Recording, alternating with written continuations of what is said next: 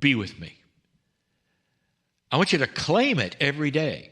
Every morning you get up, to yourself perhaps, you can say, thank you, guides and angels, for being with me today. Continue the healing that I know that I deserve.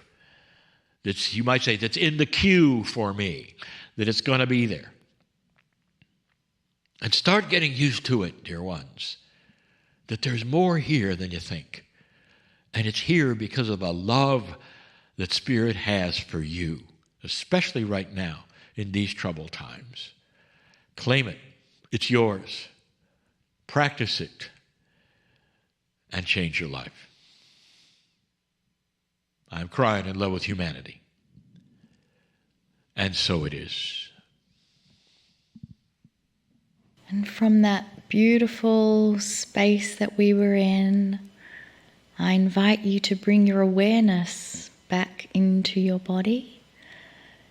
And if you've had those beautiful, precious eyes of yours closed, I invite you to open your eyes, focus your awareness back into the room.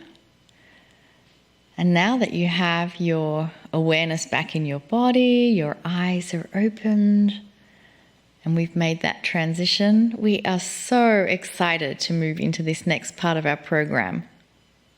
Lee and I have the pleasure of having our next guest actually sitting with us in the studio. But before we reveal... Very exciting, actually. Before we reveal her being here, we'd love to tell you all about her. So let me tell you just what we know, and it is just astonishing because she has so much she's doing. Phyllis Douglas is an author, healer, spiritual alchemist. She is a direct conduit of infinite source, the I Am presence within, which we call God. The Elohim through encoded, angelical, Adamic light language, energetic light code weaving, and ideologic symbology. How about that? Ideographic. Ideographic. That's a mouthful. Do you know what ideographic is? I hope that Phyllis can tell us about it. She's going to tell you all about it. We're showing our great wisdom here, Lee. I know. These conduits are the common thread that propels her work in service to humanity and terra mater, and we're going to talk about that in a moment. Her mission and passion is to teach others what the angels call the path of undoing. Now, surrounded by angels since she was a little girl, Phyllis has always experienced them as guides, teachers, and protectors. She speaks, writes, and transmits the frequency-encoded language of the angels into sound, energy, and etheric constructs that she's then capable of shifting into physical manifestation. Now, through that power of thought and her ability to see that creative construct of all that has taken form, she's able to create access points for healing, transformation, and spiritual transfiguration. When people hear and speak and sing, when people hear her speak and sing, and she's going to do a little bit of that, at least I'm going to ask her to, and I think she will, these ancient codes and frequencies that flow through her in an embodied state, they're translated and assimilated on an energetic, cellular, and DNA level. All this to undo the web woven in our inner narratives. Folks, you've probably heard me talk about our narratives before, our stories that we have, and the beliefs that are not aligned with our spiritual nature, truth, path, and purpose. Phyllis Ann offers virtual private and group sessions, performances, workshops, and retreats. Ladies and gentlemen, I would like to present live in our studio, Phyllis Ann. And here she is. Yay! Welcome. And I'm sorry if I butchered some of those words. No worries. So the first thing we should clarify is what is ideographic symbology? Yeah. Ideographic symbology is basically symbols, right? And so the angels had wanted me to get away from using the word sigil or anything like that, because it's really a symbol. So ideographic means that symbol means something. It holds meaning, right? And so that's really all that it means, yeah. And terra mater. Terra mater, when I speak with Mother Earth, she asked me to call her Terra Mater. Oh. Yeah. And so that's how I address her. Well, the first thing we normally do is ask any guest, whether you're Zooming in or whether you're sitting in our chair, tell us how this all began and started for you. Oh, goodness. I'll keep this story short. Well, really all my life, when I was always surrounded by angels, and when I was 4 years old, from going to Sunday school and so forth, I recognized, I had just had this acknowledgement suddenly that, my invisible playmates are actually angels. And so with that recognition, it became even more apparent that, each and every day I was walking with angels. I had that connection. So they have always been guiding me, and I always thought it's really about laying a map out for me to follow. And I always thought about Hansel and Gretel, like the little crumbs. And I would follow the little crumbs along this map to kind of get me to where I am today.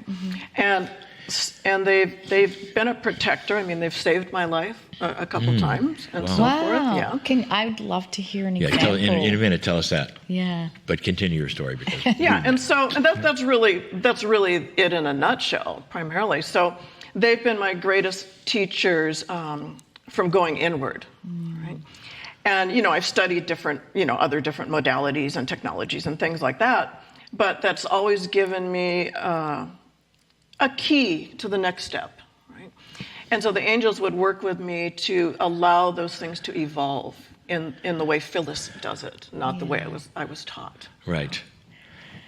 So I'd love to hear that we want to know how they saved your life. How they saved your life. When I was in first when I was in graduate school, and I was going down to visit a friend in student housing, and there was this very tall cement staircase. It was like 2 levels. And I don't know what happened, but I was at the top of the staircase and I took a step. I took a misstep. And the next thing I know, and it was really quick, the next thing I know, it was like in this kind of blue flash, I felt the energetics of being transported down to the bottom of the steps. And then all of a sudden I was just released. And I was taking my first step, the step that I took above, but I would have fallen down the stairs. Wow. And so I remember at that time, nothing like that had happened before. And I remember I just turned around and looked up and went, "Thank you." And then I ran into the building. And I was trying to tell people, like, what just happened? And they're like, but that for me, sometimes you're doing all of these things and you're just taking it for granted and you're not really understanding at the level that you need to. And that really taught me that, there really truly is angels. There really truly is these non-physical beings that are here to assist and help. Because that was really the first time that I had like a really tangible experience. Yeah. So what do you think makes the difference with people who experience things like that, what you described, and the fact that they're available for everyone? Why is it that people are not able to tap into that protection? Why is it that someone can feel the angels help them from falling down the stairs and someone else will fall down the stairs because... Well, it's interesting that you would say it that way because it wasn't really something I asked for. It wasn't like, I'm going to fall down the stairs, help me. Right. They came in. So for me, there's a higher recognition that you're here for higher purpose and you can't fall down the stairs and die. But I think a lot, what I understood about, from my religious upbringing was that I would question it. I got kicked out of Sunday school because I kept asking these questions and I kept saying, I don't believe that. I believe that God loves me and God wouldn't, condemn me in any way, shape, or form. All of that. But I realized from watching people that so many people have that third entity, that third party in between. So the minister, the priest, or what have you, is the one that can access the power of God. But you have to, they're doing it on your behalf. And you're not taught that, no, you don't need the go-between, right?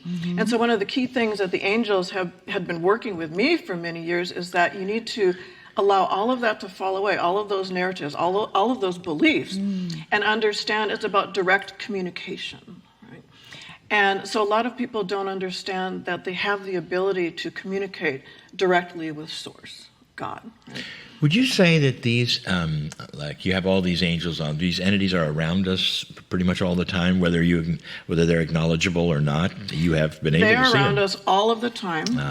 Yeah, and I actually have a way of proving that to people. We love that. That they actually allow that, especially for people that I guess, quote, non-believers.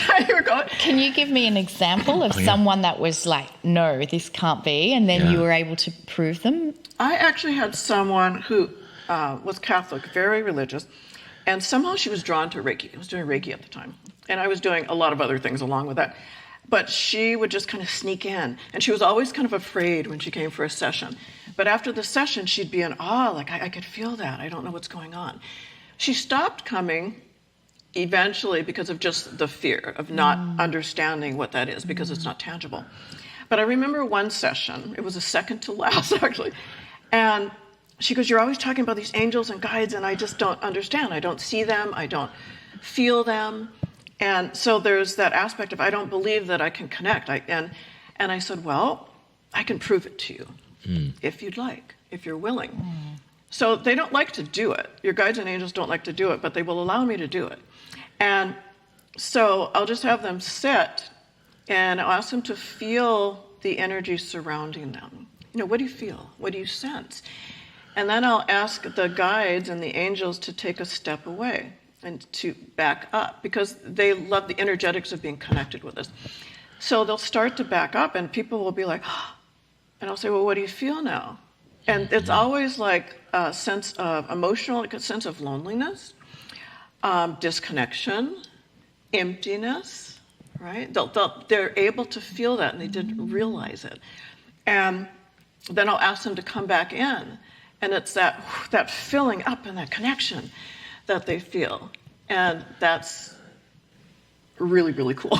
No, it's very cool. I think that's have people experience such an extraordinary way of having someone feel their guides and angels, to have them back off. So you're actually feeling that absence and loss. And then it creates that space where they can feel it. That is so unusual. I don't know anyone in between who does that technique. Working with angels is one thing. Now we get into light language and singing and all. Did that come later? Did you? No, well, when I was a child, my sister was telling me that I would always bust into song. These nonsense, I mean, it didn't have any rhyme or reason. They didn't understand the words. They just thought I was making something up. And especially when I was upset about something, I would sing. And at that time, I didn't realize it was the frequencies I was bringing in to calm myself. Right? And I didn't recognize it either until years later. I was up in Mount Shasta. I was telling this story in the green room, but I'll make it short. But I was up in Mount Shasta, and I was there for an energetic healing course. And it was supposed to be 9 people, but it ended up being 2. So Spirit always does that to me, but I always recognize something's going to happen, something with me, right? And I was on the table, and she said, well, I'm getting that we're supposed to do a halo opening. And she had some technique that she did. And so I said, okay. So I was the first one on the table. She did the technique, and I disappeared. And I just went out of body, and I was up with the angels. It was like Old Home Week, and I was, talking in this frequency-based language and all of this. And meanwhile, I didn't understand that back in the real world, she was frightened because she couldn't bring me back. And next thing I know, she's got my ankle and she's jerking my leg. And I was just like, what? And so my eyes popped open, and she asked me a question. And I answered. I heard her in English, but I answered in this light language. And I couldn't speak English. I could understand it, but I could not speak English for like 7 or 8 hours afterwards. Wow. Right. And so that's when it really was, it was more of a remembrance of that came forward. Would you say most light language is something you would sing? No. As opposed to speaking? Many people can just feel it, and they don't actually understand that what they're feeling is the energetics of the light language. Yeah. Other people will speak it more, and generally when they start to speak, they'll start to move, or they might start to hum, and at that point, not with everyone, but a lot of people can also allow those frequencies to come through, when they're singing. Yeah. And your light language, you spoke about the original language of the Elohim. Yeah, I was told that there was a differentiation in my purpose and what I was doing. Okay. And they call me an angelic or a creator God, different terms. And I don't go by labels because I don't fully understand what that means, but here I am. But I'm here creating, right? And so they were telling me that the language, I speak the original language of the angels, of source, of creation.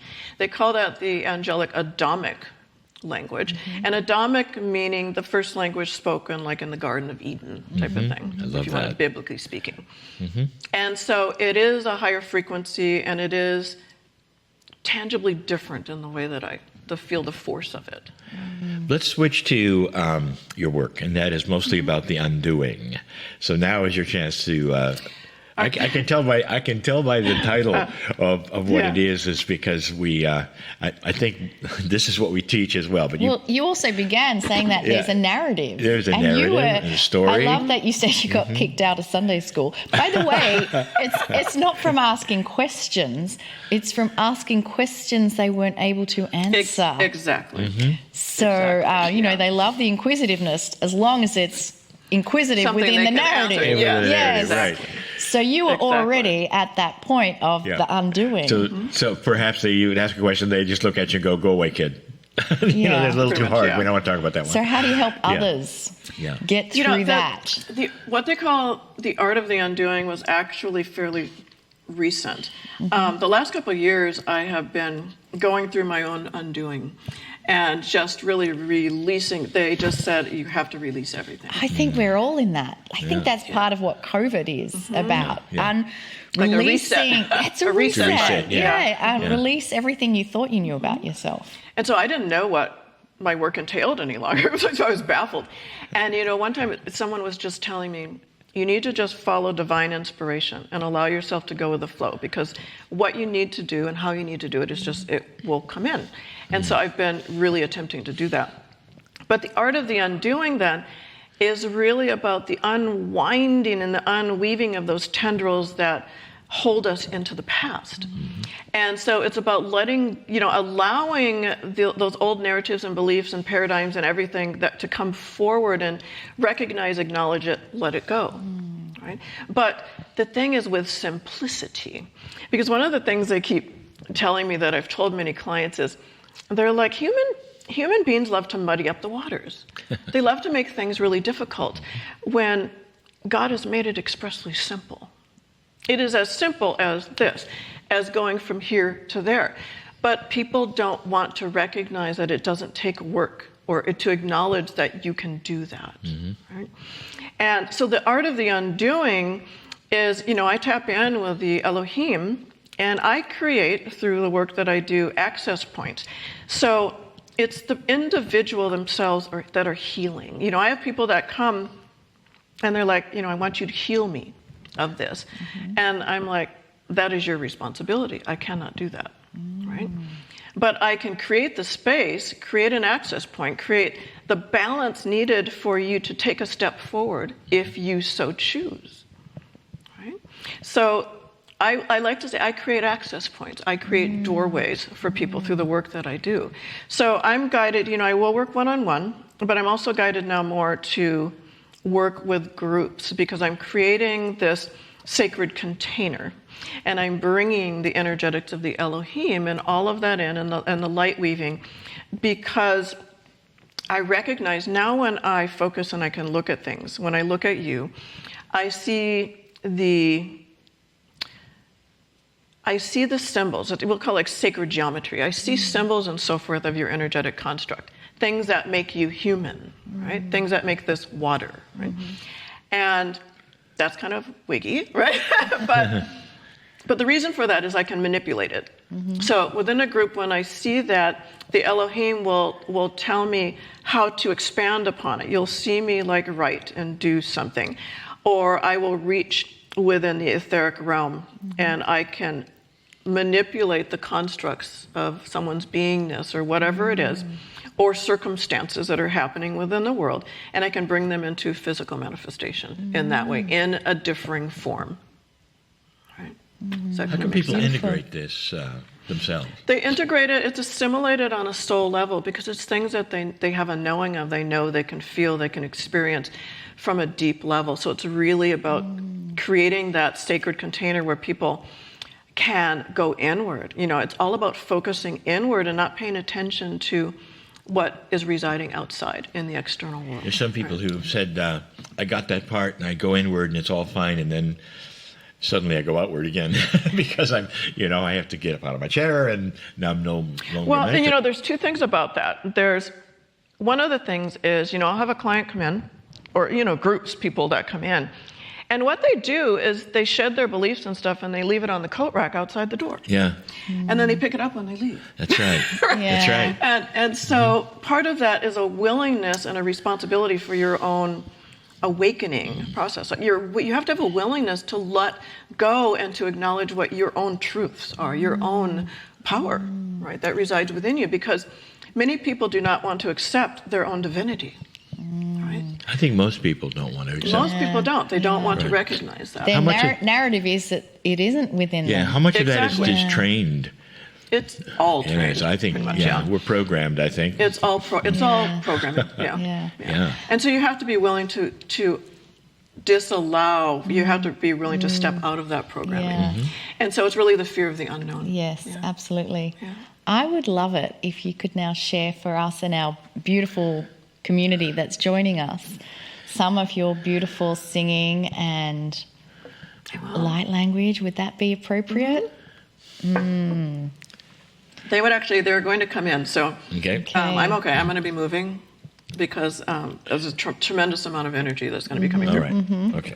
But they want to do light weaving. So this is really for everyone here and for the audience.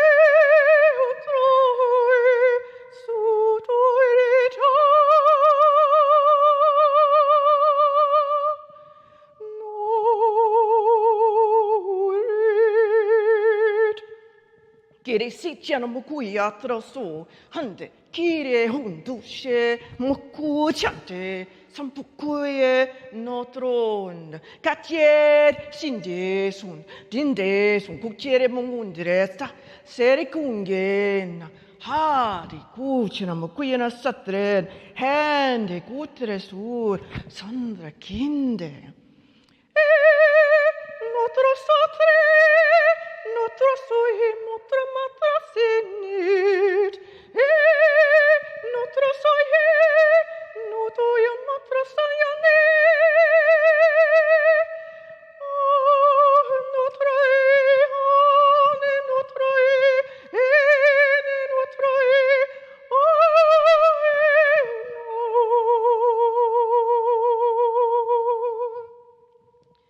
Siri sogno motro moia notrenea, Siri sogno moi truino, anne treno, anne treno,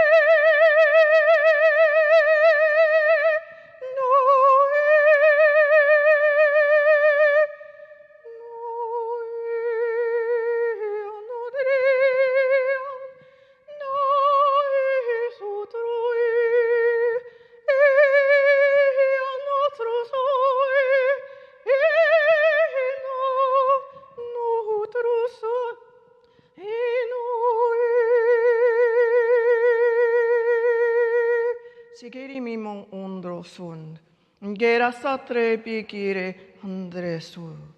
Guyeno ondrosu, hishiri, Kuchinamok ui hind, Eshirike wandoko, Handres yiri, Handres yi, Shukunda, Hanuku shotre, Hijina, Ooh, Konda.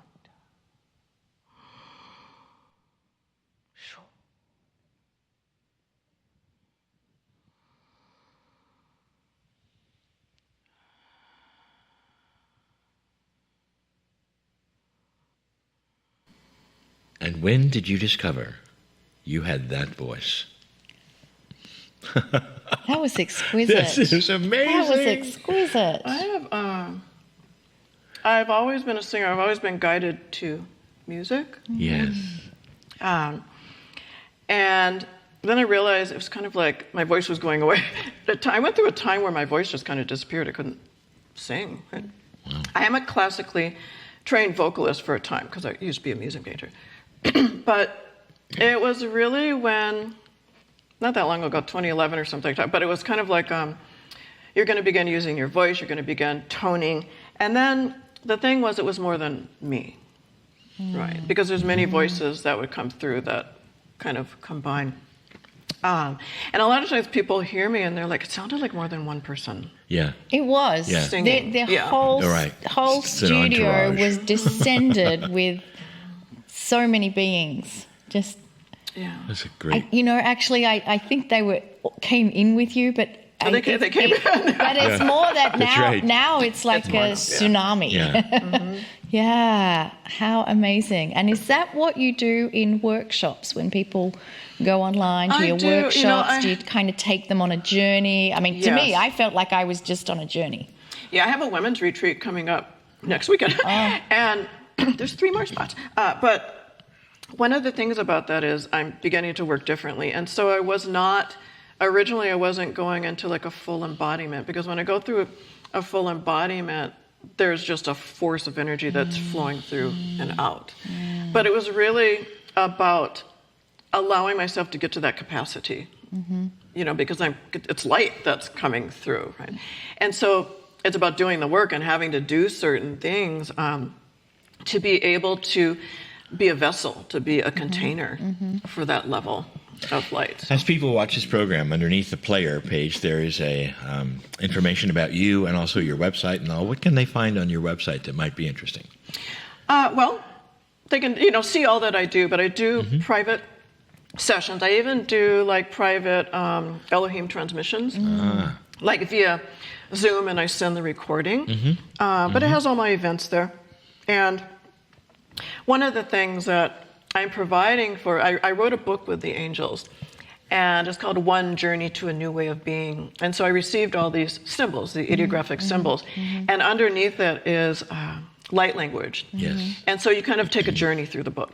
But one of the things that I mentioned later is like people like to hear something. So I recorded an audiobook of the angels reading the book. And so that's what I'm actually making available to the people that are watching. But I have packages and so forth of, then I'll have more soon, transmission packages. And I'm doing, guided to do more, to a wider audience, performances and so forth. So on Zoom. Yeah. But also in person. So that's what I'm really working towards. Yeah. That little vignette of her singing, I could listen to that for about a half an hour It's amazing. or more. It's just, It's amazing. and it would take you out. Also, what's so fascinating is not just this work is coming through, but there's so much more acceptance of it now, more than ever. And I'm also aware there's other people that are doing Elohim choirs and light language as well. Yeah. So have you kind of crossed paths with those that are also doing this work? I am guided not to, except I was guided to, actually, I met with Asil Tuxel, who does like Ascension One Collective, and he works with the Elohim as well. And I was guided to go through those programs because I'd been doing much of this since I was a little girl, but I'd never had a foundation in it. And so they're like, you need to root. You need to be rooted. And that's what that work helped me to root. But when I try to look at other things, they're like, no, this is about you. Yes, this and the is purity. about the purity of what it If is you that start you're dabbling, doing. it dilutes. Yes. I totally understand that. It's the same with Lee. He doesn't really invest time in other channeled material because he wants to be pure, and then there's no delete key in your brain. Right. So that's what keeps that purity. But I love that you connected with Asil, who we have presented on the show before as well. And so we only have a few minutes left, Yeah. and would you have any passing things you'd like to tell to our listeners at all about anything at all? I would just say it's about the art of the undoing. And I really want you to be able to acknowledge the immensity of who you are as a spiritual being within this physical vessel, and that there is so much more to you. You are not this body. And I think in the recognition that you are not this body, you are not the things that you have chosen as a divine being to experience in this lifetime either. Because, I'm a mother, I'm a teacher, I'm a vocalist, whatever. You have those titles, those monikers, and you are not those things. You are only here to experience those things. So I would like you to pull back and maybe not take ownership of some of those titles that you've been given, right? And the dogma or the descriptions of what that title is meant to mean, because that's a paradigm thing as well. Yeah. Right? And just to allow yourself to experience life and to just allow yourself to go inward and to really begin to experience you. No one else, just you. what That's a awesome. beautiful message, beautiful. Thank you so much, Phyllis, Thank you. for joining us. Time has gone pretty quick, Phyllis. Yeah, Thank absolutely. you so much. Such a delight. So I'm still actually in that space Oh, from yeah. your You're singing. experience. That's where I'm at right now. Oh, yeah. So I hope still there. I'm still there too. So I hope everyone else is, because we are now going to take a 10-minute break. Stay in that beautiful space that Phyllis created for us, and we'll see you back here in 10 minutes.